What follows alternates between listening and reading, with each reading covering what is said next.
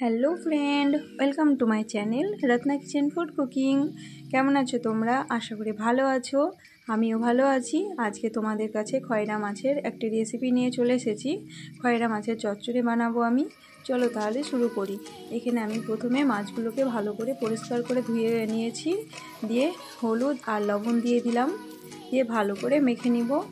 আর এদিকে কড়াই গরম করতে দিয়েছি, কড়াইয়ে অয়েলও গরম হয়ে গেছে আমার। মাছগুলোকে আমি ফ্রাই করে নিব। যারা যারা আমার ভিডিওটা দেখছো একটা করে লাইক করে দিও। আর কোনো নতুন বন্ধু যদি আমার চ্যানেলে আজকে প্রথম ভিজিট করেছো, প্লিজ আমার চ্যানেলটাকে সাবস্ক্রাইব করে দিও আর আমার পাশে থেকো।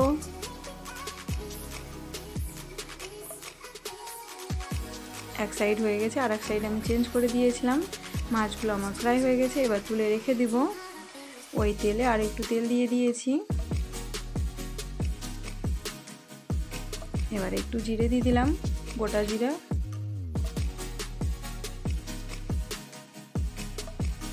একটা কাঁচামরিচ দিয়ে দিয়েছি, ছিঁড়ে দিয়েছি। আর এবার পেঁয়াজ দিয়ে দিব।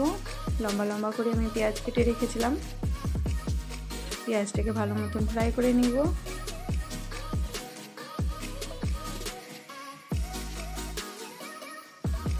এখানে আমি কাঁচামরিচ আর এখানে রসুনের পেস্ট বানিয়েছিলাম, সেটাকে দিয়ে দিলাম।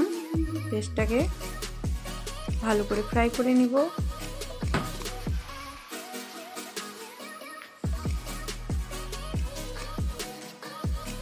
এবার আমি হলুদ পাউডার দিয়ে দিয়েছি, আর কাশ্মীরি লাল মির্চ পাউডার,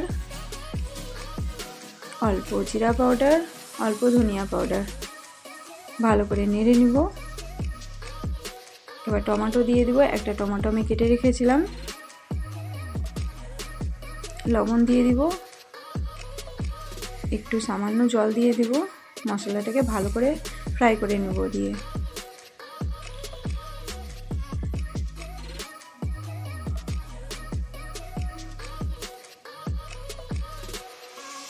অল্প গোলমরিচ পাউডার দিয়ে দিলাম।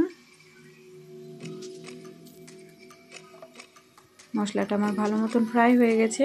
এবার পরিমাণ মতন জল দিয়ে দিলাম। বেশি জল দেব না, অল্প জল দিয়েছি আমি।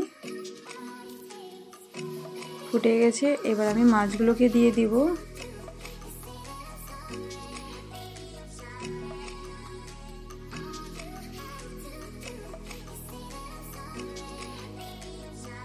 আমি 1 চামচ কাসুন্দি দিয়ে দিলাম।